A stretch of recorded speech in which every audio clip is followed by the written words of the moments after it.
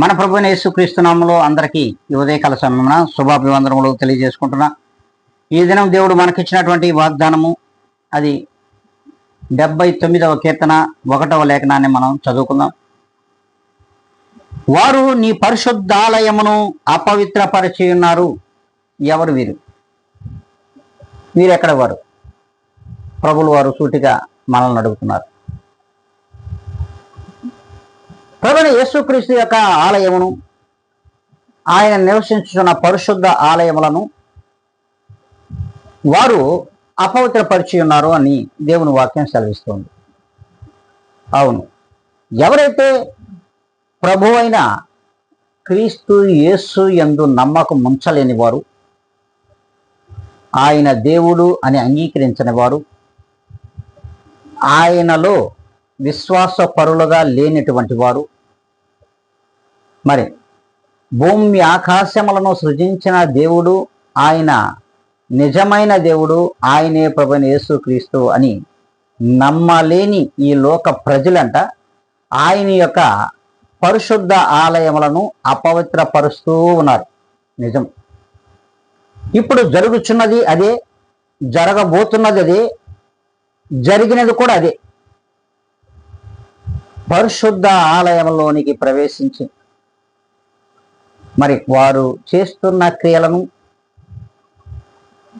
వారి మాట్లాడుతున్న మాటలను, వీటన్నిటిని బట్టి అంట ఆయన పరిశుద్ధ ఆలయాన్ని అపవిత్రపరుస్తూ ఉన్నారు ఈ లోక ప్రజలు.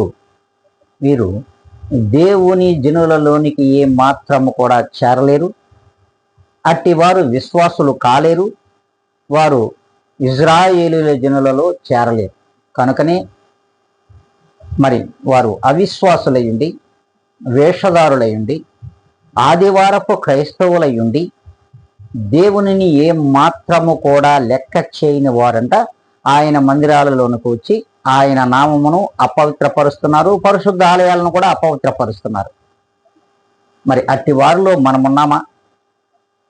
ఆత్మ పరిశీలన ఒకసారి చేసుకోండి. వాక్యమును ఉంటున్నటువంటి ప్రతి విశ్వాసి కూడా ఒక్కసారి తమ హృదయముల మీద చేయి వేసుకుని ఆత్మ పరిశీలన చేసుకోవాల్సిన అవసరం ఉందని దేవుని వాక్యము సెలవిస్తూ ఉంది. కనుక మరి ఆ రీతిగా మనం ఉండకూడదు అనుకుని మనమందరం కూడా ప్రార్థనలో ఏకీభవిద్దాం. పరిశుద్ధుడా, ప్రేమ కలిగిన మా తండ్రి,